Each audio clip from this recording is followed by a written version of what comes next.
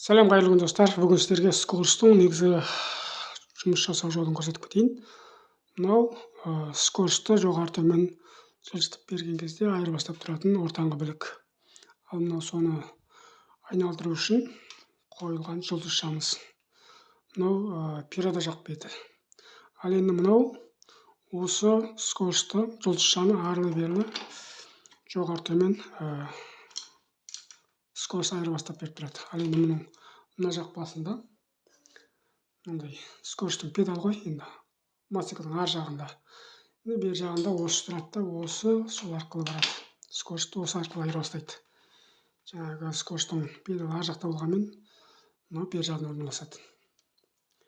Мұндағы жаңағы кейбір кісілердің айтатыны, скорс салсаң сол беті екінші скорсқа түспейді дейді. Ол кездерде мынандай ортада пружинасы болады. Осы пружина мына екі кетігі келеді де, мына жерге келіп киіліп ұсталып тұрады. Жаңағы мынау жоғары кеткен кезде қайтадан пружина ортаға алып келеді, астыға түсірсең қайтадан ортаға алып келеді. Сол арқылы скорс айырбасталып отырады. Енді бұны әр скорсқа салған кезде, мына жұлдызшаны әрбір скорсқа салған кезде, дәл сол скорста ұстап қалатын мынандай бір баспасы болады. Пружинамен. Осы баспа әрқайсы скорсқа келген кезде, дәл осы кетікке тиеді ұстап қалады. Скорс айырбасталған кезде. Сол кезде ғана скорс тура өзіне түсіп тұрады. Енді қазір мына жағында тұрады. Кейбір мотоциклдердің міне екінші жақта тұр ғой. Осы жақта тұрады. Әрқалай ол мотоциклдегі мына баспаға қарасы өзгеріп отырады. Мен сіздерге салып көрсетейін.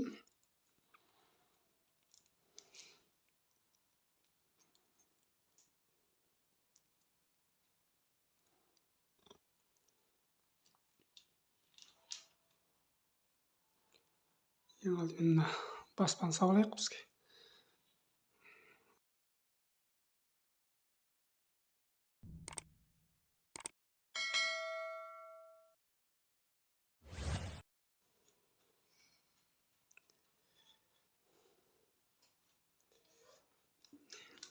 Жаңағы пружинамен басып тұр. Осы жаңағы немен итереді. Артқа қарай қайыра тұрайық та. Жұлдызшаны салайық. Жұлдызшаның артында мынандай бір кетік болады. Ол мына жердегі мына немеге түседі. Мынандай ар жағынан шығып тұрған біліктің сояуы бар.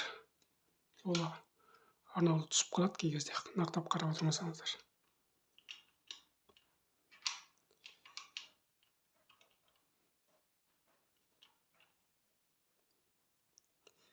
Әзір түсті.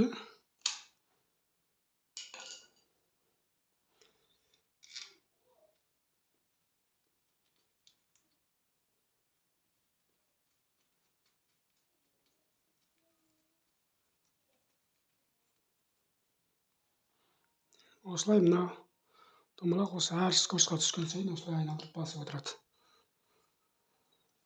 Осылай құрап алғаннан кейін скорсты көру керек. Ол көрген кезде бұны тек әзір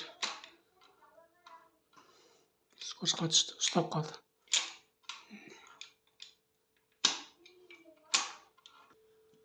Бұларды әбден салып, қатайтып, тексеріп алғаннан кейін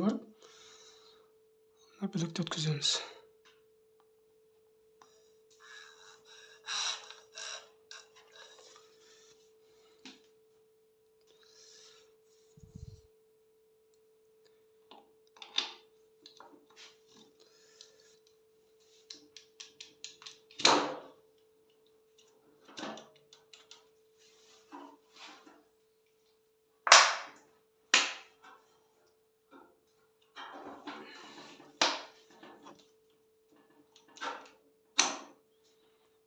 Өтпегі осыған түседі.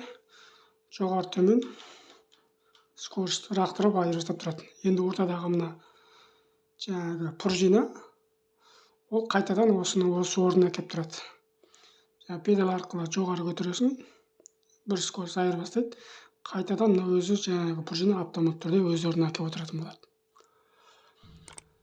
Жақсы, келесі видеода кездескенше сау саламат болыңыздар.